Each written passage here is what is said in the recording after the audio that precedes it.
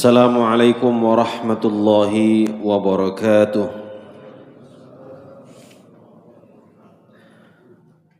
Alhamdulillahi ala ihsanih wa syukru lahu ala taufiqi wa amtinanih. Asyhadu an la ilaha illallah wahdahu la syarika lah. Wa asyhadu anna Muhammadan abduhu wa rasuluh wa habibuhu wa safiyuhu wa khaliluh. Allahumma salli wa sallim wa barik ala afdalil anbiya'i wal mursalin Sayyidina Muhammadin wa ala alihi wa sahbihi ajma'in. Qala Allah ta'ala fi kitabil karim, ya ayyuhalladzina amanu taqullaha haqqa tuqatih wa la tamutunna illa wa antum muslimun. Radina billahi rabba wa bil islami dina wa bi Muhammadin sallallahu alaihi wasallam nabiyya wa rasula.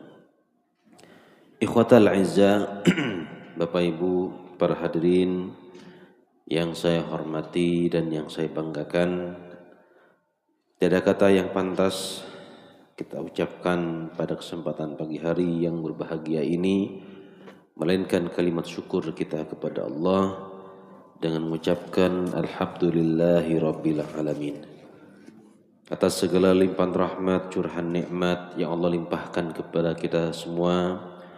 Allah masih membangkitkan kita dari kematian kecil kita. Allah ringankan langkah kaki kita ke tempat ini melaksanakan sholat subuh secara berjamaah. Mudah-mudahan setiap langkah dari langkah-langkah kaki kita tercatat sebagai istighfar kita, tasbih kita, tahmid kita, dan takbir kita kepada Allah. Mudah-mudahan langkah-langkah kita menghapuskan segala dosa-dosa kita. Semoga Allah senantiasa menjaga, melindungi kita dari berbagai macam wabah dan musibah. Mudah-mudahan Allah Subhanahu wa taala melancarkan urusan kita semua, lancarkan rezekinya juga. Amin Allahumma amin. Salawat dan salam kita haturkan kepada junjungan kita Nabiullah Nabi Muhammad sallallahu alaihi wasallam, kepada keluarga, sahabat dan orang-orang yang senantiasa mencintai dan mengikuti beliau hingga hari kiamat nanti. Para hadirin Bapak Ibu yang saya hormati dan yang saya banggakan, kita akan melanjutkan tadabbur Al-Quran kita, yang mana kita telah membahas sebelumnya surat Ad-Duha untuk mengundang keberkahan dari Allah Subhanahu wa taala. Saya akan bacakan terlebih dahulu surat tersebut. Allah Subhanahu wa taala berfirman, A'udzu billahi minasy syaithanir rajim. Bismillahirrahmanirrahim. Wad-duha wal laili idza saja ma wadda'aka rabbuka wa ma qala. Walal akhiratu khairul laka minal ula. Walasawfa yu'tika rabbuka fatarda. Alam yajidka yatiman fa'awa wa wajadaka dhallan fahada wa wajadaka 'ailan fa'aghna fa ammal yatima fala taqhar wa ammas sa'ila fala tanhar wa amma bi ni'mati rabbika fahaddits. Yang artinya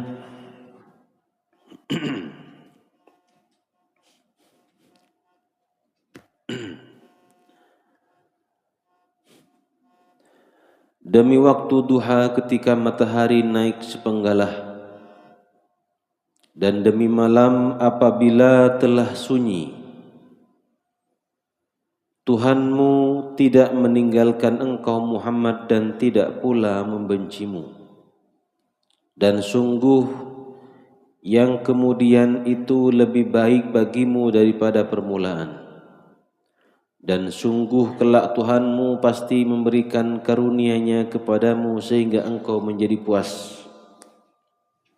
Bukankah Dia mendapatimu sebagai seorang anak yatim lalu Dia melindungimu, dan Dia mendapatimu sebagai seorang yang bingung lalu Dia memberikan petunjuk kepadamu, dan Dia mendapatimu sebagai seorang yang kekurangan lalu Dia mencukupkan. Maka terhadap anak-anak yatim janganlah engkau berlaku sewenang-wenang, dan terhadap orang yang meminta-minta janganlah engkau menghardiknya, dan terhadap nikmat Tuhanmu hendaklah engkau menyatakannya dengan bersyukur. Bapak Ibu para hadirin yang saya hormati dan yang saya banggakan, sedikit mengulang apa yang kita sampaikan pada pertemuan sebelumnya, bahwa di antara sebab turunnya surat Ad-Duha ini adalah karena beberapa waktu wahyu tidak datang kepada Nabi Muhammad sallallahu alaihi wasallam. Sehingga kemudian Ummu Jamil ini adalah istri dari Abu Lahab. Ya, istrinya Abu Lahab berarti bibinya Nabi Muhammad sallallahu alaihi wasallam. Karena Abu Lahab adalah paman Nabi, kakak dari orang tua Nabi Muhammad sallallahu alaihi wasallam. Orang tua Nabi itu anak Abdul Muttalib yang paling muda, yang paling kecil. Maka berarti Abu Lahab ini adalah pamannya Nabi. Nah, Ummu Jamil ini istri dari Abu Lahab ini, ya, bibinya, mengatakan kepada Nabi Muhammad sallallahu alaihi wasallam bahwa Muhammad telah ditinggalkan oleh Tuhannya. Ya, karena lama wahyu tidak datang kepada Nabi Muhammad sallallahu alaihi wasallam, Tuhannya Muhammad telah membenci Muhammad. Dia sudah ditinggalkan, dia sudah tidak menjadi apa-apa lagi. Ya.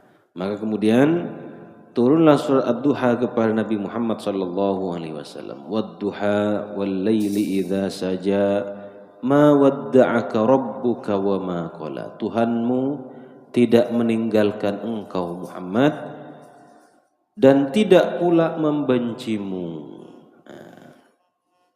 Kemudian Allah menyatakan wala saufa yu'tika rabbuka fatardha. Sungguh Tuhanmu pasti memberikan karunia-Nya kepada kamu sehingga kamu menjadi puas. Sungguh Allah, ya, telah atau akan memberikan nikmat kepadamu sehingga engkau menjadi puas. Nah, kemudian ayat ke-6 yang akan kita baca ini, alam yajidka yatiman fa'awa. Maka ayat 6 ini sampai seterusnya Allah memperincikan nikmat-nikmat yang telah Allah berikan kepada Nabi Muhammad. Pada ayat kelima Allah mengatakan, dan sungguh kelak Tuhanmu pasti memberikan karunia-Nya kepadamu. Allah memberikan karunia-Nya kepadamu. Ya, baik sudah diberikan ataupun bagi yang sudah lalu ataupun yang akan datang, pasti Nabi Muhammad akan diberikan karunia yang besar sehingga beliau menjadi puas. Nah, kemudian Allah menyebutkan beberapa nikmat yang sudah diberikan.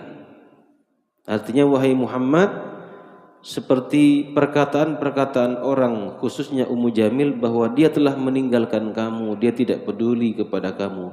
Kemudian Allah mengingatkan, alam yajidka yatiman fa'awa. Bukankah dia mendapatimu dulu sebagai seorang anak yatim lalu dia melindungi kamu? Ya, artinya kalau dikatakan Tuhanmu itu meninggalkan kamu, Tuhanmu itu benci kepada kamu, ya, bukankah kamu dulu itu anak yatim lalu dia melindungi kamu, lalu dia menjaga kamu? Ya. Artinya apa? Nabi Muhammad itu seorang yatim. Nabi Muhammad ditinggalkan oleh ayahnya, oleh bapaknya ketika beliau masih dalam kandungan. Ya. Jadi orang tua Nabi ini terbiasa berdagang. Ya, orang tua Nabi Muhammad itu berdagang ke Syam. Nah, sekembalinya dari Syam, Abdullah ini atau orang tua Nabi Muhammad ini tidak pulang bersama rombongan, tapi masih mampir di Madinah. Nah, di Madinah lah kemudian beliau meninggal. Hingga kemudian Nabi Muhammad menjadi yatim. Ya, jadi Nabi itu ya ditinggalkan oleh orang tuanya ketika masih dalam kandungan. Kemudian beliau lahir. Ya, setelah beliau lahir 6 tahun kemudian ibunya yang meninggal. Jadi luar biasa kehidupan Nabi Muhammad itu, masa kecilnya itu memang sangat sudah diuji sama Allah Subhanahu wa taala. Umur 6 tahun Nabi Muhammad ibunya yang meninggal. Kemudian diasuh oleh kakeknya Abdul Muttalib. Setelah diasuh oleh Abdul Muttalib 2 tahun, artinya 8 tahun umur Nabi, Abdul Muttalib yang meninggal. Ya. Setelah itu diasuh lagi oleh pamannya, diserahkan kepada pamannya, ya, yaitu Abu Talib. Diasuhlah Nabi Muhammad SAW oleh Abu Talib, ya, dari umur 8 tahun sampai ya, menjelang beliau itu akan hijrah. Cukup lama bersama Abu Talib. Nah, bersama Abu Talib inilah Nabi Muhammad SAW banyak belajar tentang hidup. Abu Talib sudah membawa Nabi Muhammad berdagang ke Syam. Ya, dibawa Nabi Muhammad oleh Abu Talib itu berdagang ketika umur 12 tahun. 12 tahun sudah mulai belajar berdagang, Bapak. Ya, maka Nabi itu pintar berdagang. Maka sehingga nanti ditaksir oleh Khadijah karena kecakapan beliau, kepintaran dan kecerdasan beliau dalam berdagang. Naksir Khadijah itu. Ya. Ya, Nabi SAW belajar banyak kehidupannya setelah bersama Abu Talib. Nah, di masa-masa kecil Nabi Muhammad SAW inilah beliau itu dijaga oleh Allah Subhanahu Wa Taala. Di antara penjagaan Allah Subhanahu wa taala kepada beliau adalah ketika beliau itu umur 4 tahun, ya, ada peristiwa dalam sirah nabawiyah itu, ada peristiwa Syaqqus Sadr namanya. Syaqqus Sadr itu adalah peristiwa terbelahnya dada Nabi Muhammad atau dibelahnya dada Nabi Muhammad SAW oleh Jibril. Jadi waktu kecil beliau itu sebagaimana disebutkan dalam hadis Anas bahwa Nabi itu waktu masa kecil ketika bermain bersama anak-anak yang sebaya dengannya, kemudian didekap oleh 2 orang laki-laki. Ya. Kemudian saudara sesusuannya itu, ya, kemudian melaporkan kepada ibunya. Siapa yang menyusui Nabi? Ya, Halimatus Sa'diyah. Ya, diberitahukan bahwa Muhammad meninggal katanya. Ya, karena di hadis itu dikatakan bahwa Nabi itu dibelah dadanya, diambil hatinya, dibersihkan dengan air Zam-Zam yang dibawa dengan mangkuk terbuat dari emas. Dibersihkan hatinya, dibuang sifat-sifat kotornya dan seterusnya. Nah, walaupun nanti hadis ini ada perbedaan di kalangan para ulama, apakah itu secara fisik ataupun nyata bahwa itu adalah peristiwa dibelah, ataupun hanya semacam perjalanan spiritual lah, artinya hatinya dibersihkan. Tetapi memang menurut hadis yang kuat bahwa peristiwa dibelahnya dada Nabi Muhammad itu fisik, ya, nyata. Jadi betul-betul dibelah kemudian hatinya dibersihkan. Dan Allah Subhanahu wa taala sangat kuasa ketika Allah berkehendak dan bisa itu terjadi. Nah, intinya Nabi Muhammad SAW di masa kecilnya itu sudah diambil hatinya, dibersihkan hatinya, sehingga beliau tidak memiliki sifat-sifat buruk seperti kita memiliki sifat dengki, dendam, sewenang-wenang dan seterusnya. Ya. Jadi ini salah satu nikmat Allah. Bukankah dulu kamunya adalah seorang yatim, kemudian Allah menjaga, memelihara, melindungi kamu. Allah jaga, lindungi Nabi Muhammad sallallahu alaihi wasallam. Ketika Nabi waktu kecil itu pernah dibawa ke Syam untuk berdagang, beliau itu bertemu dengan pendeta Buhaira. Ya, pendeta Buhaira ini ketika dia Nabi kecil itu, dia melihat sesuatu yang berbeda. Juga ada dalam Sirah Nabawiyah, pendeta Buhaira itu kemudian melihat-lihat Nabi. Ya, dilihat Nabi itu. Kemudian dia mengatakan begini, mengatakan kepada Abu Thalib, kamu siapanya dia? Saya adalah pamannya. Kemudian dia mengatakan, hati-hati anak-anak ini jangan sampai ketemu dengan orang-orang Yahudi. Ya, ternyata Buhaira itu dia melihat ada tanda nubuah pada diri Nabi Muhammad sallallahu alaihi wasallam.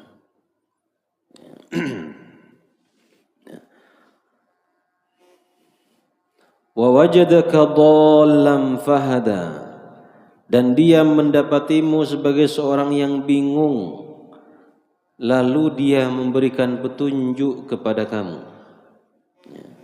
Bukankah kamu dulu pernah bingung kemudian Allah memberikan petunjuk kepada kamu? Jadi kata dhallan di sini bukan tersesat, dalam arti tersesat itu sesat pikirannya, sesat menyembah berhala. Sehingga ada orang dulu Nabi itu pernah sesat. Ya, sesat di sini bukan sesat pikiran, bukan sesat artinya dia menyembah berhala. Ya, tapi tersesat artinya di sini diartikan pernah kebingungan. Ya, maka apa yang dimaksud dengan dhalan di sini para ulama kemudian mencoba menjelaskan. Dalam tafsir Ibnu Katsir kemudian ditafsirkan ayat ini dengan surat Asy-Syu'ara ayat 52. Jadi ini dimaksud dengan wa wajadaka dhalan fahada sama dengan firman Allah Subhanahu wa taala dalam Asy-Syu'ara ayat 52. Wa kadzalika auhayna ilaika ruhan min amrina ma kunta tadri mal kitab walal iman walakin ja'alnahu nuran nahdi bihi man nasya min ibadina. Ya. Jadi maksud daripada perkataan Allah ataupun firman Allah wa wajadaka dhalan fahada sama dengan firman Allah ayat 52 Asy-Syu'ara yang artinya, dan demikian kami wahyukan kepada kamu wahyu Al-Quran dengan perintah kami. Sebelumnya kamu tidak mengetahui Alkitab, Al-Quran, dan tidak mengetahui pula tentang iman. Tapi kami menjadikan Al-Quran itu cahaya yang kami tunjuki dengan siapa yang kami kehendaki di antara hamba-hamba kami. Jadi maksud dhalan di sini, dulunya Nabi tidak tahu Al-Quran, tidak tahu Alkitab, tidak tahu iman, kemudian Allah berikan petunjuk kepada Nabi Muhammad sallallahu alaihi wasallam. Nah, jadi bukan tersesat seperti orang-orang yang tersesat pemikirannya sekarang. Bukan seperti orang yang tersesat menyembah berhala. Nabi sallallahu alaihi wasallam tidak pernah menyembah berhala. Nabi Muhammad hidup di tengah kaumnya bersama Abu Thalib, ya, dengan masyarakat Mekah yang mereka itu menyembah berhala semua. Tapi Nabi tidak pernah terpengaruh kemudian Nabi menyembah berhala. Tidak ada sejarahnya Nabi itu menyembah berhala. Dan bahkan saya sampaikan sebelumnya bahwa para Nabi dan Rasul itu Allah jaga. Para Nabi dan Rasul itu punya naluri bertauhid. Walaupun dia belum mendapatkan wahyu, tapi dia punya naluri bertauhid. Ya. Seperti Nabi Ibrahim misalkan, ketika masyarakatnya menyembah selain Allah, bapaknya bikin patung dijual ke orang jual, orang sembah gitu. Ya. Bapaknya Nabi Ibrahim alaihissalam Azar, ya, tukang bikin patung yang disembah oleh kaumnya. Tapi apakah Ibrahim kemudian ikut menyembah? Tidak, ternyata Ibrahim berpikir kritis. Ini orang ini tidak beres ini, masa bapakku yang bikin patung, kemudian patungnya disembah gitu. Kenapa tidak sembah bapakku sekalian gitu kan? Nah itu namanya naluri bertauhid itu. Ya, naluri bertauhid. wah tidak benar orang ini. Maka Ibrahim kemudian proses pencarian Tuhan. Ya, siapa sebenarnya Tuhan ini? Bukan Tuhan sesungguhnya Tuhan ini bukan buatan bapakku ini. Enggak mungkin ini, tidak mungkin patung, tidak mungkin berhala. Nah, itu Nabi Ibrahim seperti itu. Ya, artinya apa? Memang para nabi itu dijaga oleh Allah. Tidak ada para nabi dan rasul itu yang mantan penyembah berhala. Nah, ini perlu diingat. Kalau ada nabi mantan penyembah berhala nanti repot. Ya. Ketika berdakwah, kalau kita ini misalkan kalau mantan ustadz, mantan preman gitu kalau kita masih wajar. Ya, karena dakwah kita, orang berdakwah ya paling hanya itu yang diajak. Kalau nabi misalkan mantan penyembah berhala, ya semakin sulit untuk diterima oleh kaumnya. Ya, apa dulu kamu juga nyembah begitu kok sekarang sok alim kamu begitu nanti. Nabi saja tidak pernah menyembah berhala masih diingkari oleh kaumnya, apalagi pernah menyembah berhala. Jadi nabi dan rasul itu punya naluri bertauhid, tidak ada yang mantan penjahat, tidak ada yang mantan preman lah gitu ya. Tidak ada yang mantan penyembah berhala. Para nabi dan rasul memiliki naluri bertauhid, termasuk Nabi Muhammad sallallahu alaihi wasallam. Kecuali nabi-nabi yang memang orang tuanya nabi gitu ya. Orang tuanya nabi, keturunan nabi-nabi itu keturunan dari bapaknya, misalkan lahir sudah tahu Tuhan gitu ya. Ya. Tapi kalau Nabi Ibrahim kan berawal dari ketidaktahuan. Nabi Muhammad juga tidak tahu. Orang tuanya bukan nabi. Ya, kok Nabi Ishak, ya, Nabi Yakub, Nabi Yusuf itu tahu orang tuanya memang sudah seorang nabi. Maka anaknya lahir sudah tahu Tuhannya siapa. Ya, tapi Nabi Ibrahim, Nabi Muhammad ini tidak tahu. Ya, tetapi dia meyakini ini bukan Tuhan yang semestinya disembah ini. Ya, karena bertentangan dengan akal sehatnya. Nah, jadi yang dimaksud dengan dolan, jadi Nabi Muhammad dalam surah Syu'ara ya ditafsirkan oleh Imam Ibnu Katsir, maksudnya bingung, artinya sebelumnya tidak mengetahui Alkitab, tidak mengetahui Al-Qur'an ya, tidak mengetahui iman, kemudian Allah berikan petunjuk. Kemudian juga disebutkan dalam kitab Ibnu Katsir bahwa yang dimasukkan dolan di sini, beliau mengutip beberapa perkataan para ulama. Di antaranya adalah bahwa Nabi waktu kecil itu pernah tersesat di lereng-lereng gunung. Dulu Nabi waktu kecil main, ya ketika main tersesat, lupa jalan pulang. Ya, sama kalau kita mungkin kemana ke tempat yang jauh, terus kita tidak tahu jalan pulang. Nabi pernah tersesat di lereng-lereng gunung sehingga tidak tahu jalan pulang. Kemudian Allah berikan petunjuk dia, berikan petunjuk jalan. Nah, itu salah satu bentuk penjagaan Allah. Kemudian juga disebutkan bahwa Nabi SAW ketika masih kecil bersama pamannya Abu Thalib, ya, ketika mengendarai untanya itu disesatkan sama iblis. Ya, seharusnya dia mengarah, kalau dari Syam ke Madinah mengarahnya ke sana, dia mengarah ke sana. Dibisikkan sama iblis. Iblis arah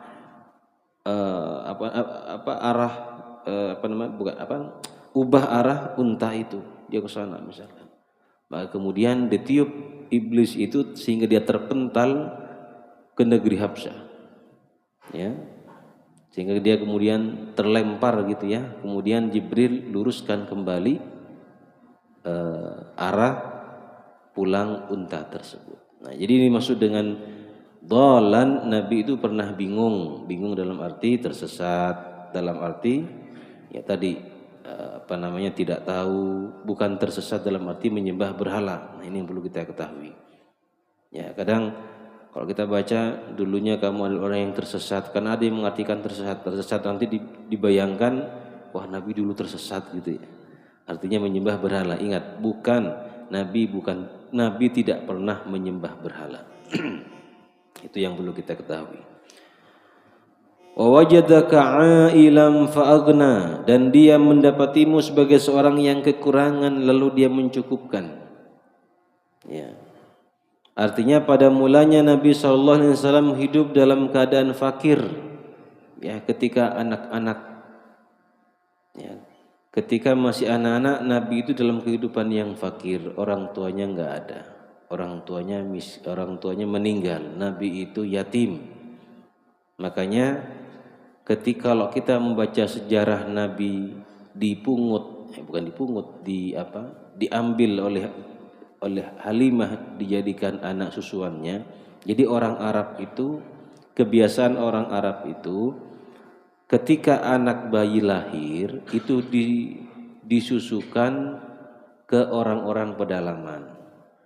Jadi orang pedalaman itu maksudnya orang-orang orang Arab yang di pedalaman itu istilah juga disebut Badui, tapi tidak, yang pedalaman itu tidak mesti Badui juga gitu. Itu biasanya mereka berprofesi, perempuannya itu berprofesi sebagai ibu yang menyusui anak-anak. Nah, ketika Nabi lahir itu nggak ada yang mau menerima Nabi. Kenapa? Karena nggak ada bapaknya. Ya, termasuk Halimah ketika itu, ya, ketika Halimah tahu bahwa Nabi itu tidak punya anak, ketika Nabi tidak punya bapak, Halimah tidak mau terima. Halimah cari anak-anak yang lain yang ada orang tuanya, ada yang bisa biayai gitu kan. Sampai Halimah itu, ya, berhari-hari tidak mendapatkan anak susuan. Jadi profesinya orang-orang Arab ketika itu di pedalaman itu, mereka bekerja untuk menyusui anak-anak. Jadi anak lahir dibawa ke pedalaman sampai 10 tahun baru dikembalikan ke orang tuanya. Ya. Diasuh di perkampungan, nanti kalau tapi bisa pulang pergi, tapi ketika selama 10 tahun itu dia menetapnya di sana. Ya. Jadi ketika semua orang sudah dapat bayi-bayi yang ada di Mekah itu, Halimah tidak dapat. Orang sudah pada pulang, Halimah belum dapat. Akhirnya kata Halimah, ya sudahlah Pak, daripada kita tidak bawa bayi gitu kan, daripada kita pulang bawa tangan kosong gitu ya, sudah kita ambil saja anak yatim itu. Kemudian diambillah anak yatim itu, Muhammad ini diasuh. Ya. Dalam sejarah, dalam tarikh, dalam sirahnya Dr. Muhammad As-Salabi itu dikisahkan bahwa Halimah itu ke sana naik unta. Untanya itu susunya kering. Ya, susunya kering, di rumahnya peternakannya kurus-kurus, peternakannya sulit. Pertaniannya sulit. Pokoknya hidupnya Halimah itu sulit. Kemudian setelah dia mengasuh Nabi Muhammad SAW, unta yang dinaikinya itu lancar susunya. Peternakan yang sebelumnya sulit, kering, susah, kemudian menjadi berkah, Nabi Muhammad menjadi subur lagi. Ya. Artinya kemudian setelah Halimah mengurusi Nabi, walaupun orang tuanya miskinin, tapi mendapatkan keberkahan hidup yang luar biasa. Dia merasakan kenikmatan yang luar biasa setelah mengasuh Nabi Muhammad SAW. Jadi yang sebelumnya susu untanya itu susah untuk keluar, kadang sedikit. Jadi ketika beliau mengasuh Nabi Muhammad itu menjadi berkah. Ya. Jadi Nabi dulu dalam kehidupan beliau dulu kehidupan yang sulit. Ya, orang tuanya tidak ada dan seterusnya. Bapak ibunya tidak ada bahkan. Ya. Tetapi setelah peristiwa dibelahnya dada Nabi itu, ya, umur 5 tahun Nabi Muhammad dikembalikan kepada Abu Thalib. Ya, yang seharusnya 10 tahun, setelah 5 tahun dikembalikan karena Halimah takut. Ya tadi itu yang didekap orang, wah daripada nanti dibunuh orang kan saya yang bertanggung jawab nanti kan. Akhirnya dikembalikan sama Halimah, tidak berani. Ya, dikembalikan kepada Abu Thalib di umur 5 tahun. Ya.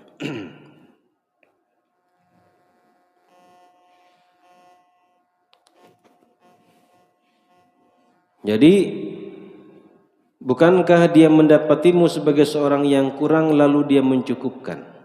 Jadi Allah tidak mengatakan lalu Allah mengkayakan. Ya. Karena kaya itu tidak ada pengertiannya Bapak Ibu. Coba pengertian kaya itu apa sih? Pengertian kaya itu apa? Ada yang tahu? Ada yang bisa mengartikan kaya? Pasti Bapak Ibu akan mengartikan kaya itu berbeda-beda. Mendefinisikan kaya itu macam-macam. Setiap orang akan macam-macam. Karena orang mengartikan kaya itu sesuai dengan kebutuhannya masing-masing. Ada yang mengartikan kaya itu kalau punya uang 100 juta, mobilnya 2, rumahnya 2 gitu. Ada yang mengartikan orang kaya itu kalau punya uang 1 miliar tabungannya misalkan. Ada lagi mengartikan orang yang punya asetnya sampai 100 miliar itu kaya. Kan menurut kita kan beda-beda. Ya, maka pengertian kaya itu tidak ada yang pasti kalau dihitung secara fisik. Tetapi Nabi kemudian mengatakan, laisal ghina bikasratil arad walakinnal ghina ghinan nafs. Bukan orang yang kaya itu yang banyak hartanya, tapi orang yang kaya itu yang lapang dadanya. Maka dalam ayat ini Allah tidak mengatakan bukankah dulu kamu bukankah kamu dalam kehidupan yang kekurangan lalu mengkayakan, tidak, tapi mencukupkan.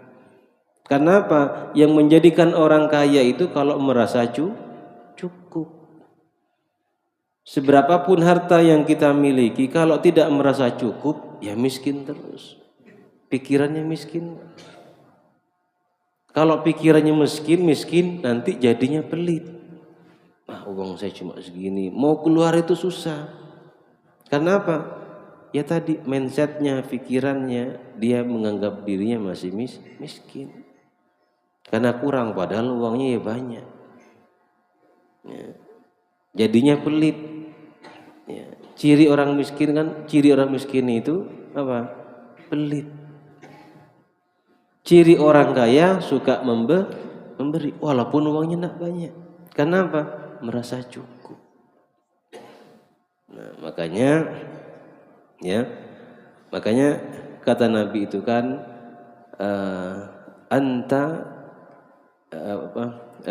al-malu anta limalika idza amsakta fa idza anfaqtal mala gimana hadisnya itu saya lupa itu. Saya bicara artinya saja.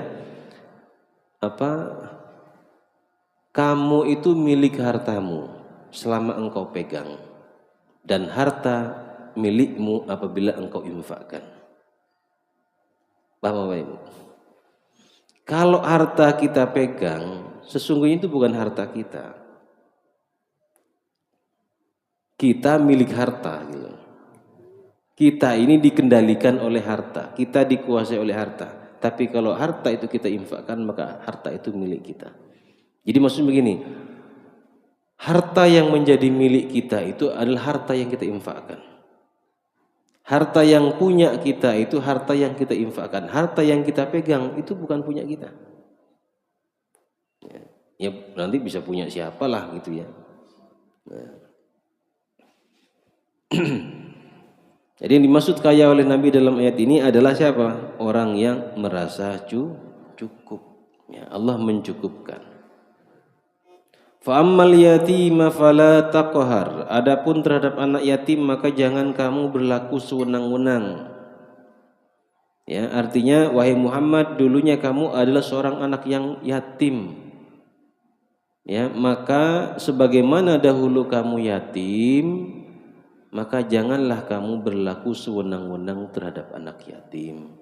Sayangilah anak-anak yatim. Maka Nabi itu sangat menyayangi anak-anak yatim dan menyayangi orang yang mengayomi anak-anak yatim. Kata beliau, ana wa kafirul yatim kahatain. Saya dan orang yang mengayomi anak yatim seperti ini. Artinya jari telunjuk kemudian jari tengah, artinya tidak ada batas lagi. Tidak ada jarak Nabi dengan orang-orang yang mengayomi anak yatim, yang menjadi orang tua asuh daripada anak-anak yatim. Ya, ana wa kafirul yatim kahatain. Karena Nabi tahu, Nabi sadar bagaimana menjadi yatim. Nabi merasakan kehidupan yang sangat susah tanpa memiliki kedua orang tua. Maka Nabi sangat menyayangi anak yatim dan menyayangi siapapun orang yang mengayomi anak-anak yatim. Fa ammal yatima fala taqhar, maka ya anak yatim janganlah kamu berbuat sebenang-benang. Cintai, sayangi anak-anak yatim. Ya. Nah, namun permasalahannya adalah yang dikatakan yatim itu seperti apa? Ada orang memang ditinggal orang tuanya sejak kecil, ya, bapak ibunya masih kecil, terus dia menjadi yatim. Terus apakah dia yatim itu sampai jenggotan, sampai kumisan dia yatim terus itu? Maka para ulama kemudian membatasi yatim itu, dikatakan yatim itu dari umur berapa sampai berapa. Jadi kalau bapak ibu sudah dewasa, masa dikatakan yatim terus? Sampai kita sudah jenggotan, masa masih minta-minta saya yatim? Maka yatim itu batasannya adalah sampai anak itu bisa mengatur, mengurus hartanya sendiri. Ya. Maka anak yatim itu bukan termasuk orang yang menerima zakat. Karena anak yatim itu bisa saja orang tuanya kaya, tapi hartanya masih diurus oleh walinya. Ketika dia sudah dewasa, dikembalikan, diserahkan kepada anak tersebut. Ya. Jadi tidak semua yatim itu miskin. Banyak anak-anak yatim orang tuanya dulunya kaya. Nah, yang jelas ada batasan yatim. Kalau menurut saya batasan yatim itu sampai anak-anak lulus sekolah minimal SMA. Selama dia masih berada dalam pendidikan, maka kita itu membantu dia. Ya, artinya kalau kita melihat di dunia kita gini ya, dunia modern, dunia kerja itu kan anak-anak sudah mulai bekerja itu kalau sudah lulus SMA. Artinya ketika dia sudah bisa bekerja, sudah bisa berusaha, maka sudah bukan yatim lagi. Yang berkewajiban kita harus bantu dalam arti sebagai yatim. Jadi, di bawah itu ya yatim lah. Ya, bahkan ada yang membatasi yatim itu sampai umur 25 tahun. Ya, artinya tidak selamanya sampai kita udah gede begini yatim terus enggak. Terus minta sebagai anak yatim itu enggak. Masjid bantu gitu. Ada anak yatim, masjid ingin bantu anak yatim. Ada umur orang sudah 30 tahun, 40 tahun masih mau dibantu. Sedangkan dia bisa kerja, suruh kerja dulu. Kecuali kalau misalkan dia bangkrut, dia apa, itu kita bantu. Ya. Jadi ada batasan yatim. Jadi tidak orang yang yatim itu tidak seumur hidup jadi yatim terus. Ya, dikatakan yatim karena ditinggalkan orang tua dan dia tidak bisa bekerja. Maka disitulah perlu dibantu. Ya, jadi ada batasan yatim. Jadi tidak orang yang yatim tidak seumur hidup. Bapak Ibu yang mungkin di sini Bapak Ibu ada yang tinggal orang tua masih kecil ya. Nah, sampai sekarang Bapak Ibu masih merasa yatim. Ya. Ya kan tidak. Wa ammas sa'ila fala tanhar, dan terhadap orang yang meminta-minta janganlah kamu menghardiknya. Ya, orang yang minta-minta jangan membentaknya. Jangan menghardiknya. Kalau Anda mau ngasih, ya silahkan. Kalau tidak, ya silahkan. Tapi tidak membentak.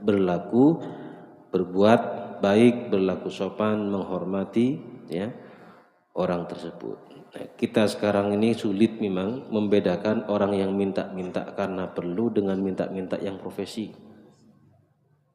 Ya. Kalau di lampu merah, sebagian lampu merah sudah ada tulisan kalau kita memberi kepada tukang peminta-minta kita kena denda 50 juta. Ngasih 2.000 dendanya 50 juta. Enggak dikasih juga kasihan. Ya. Jadi gimana? Kadang ada anak-anak kecil gitu, saya lihat gendong bayinya tidur terus begitu. Apa wajar anak kecil tidur? Maksudnya bukan kecil-kecil bayi ya masih hitungan mungkin berapa tahun lah gitu.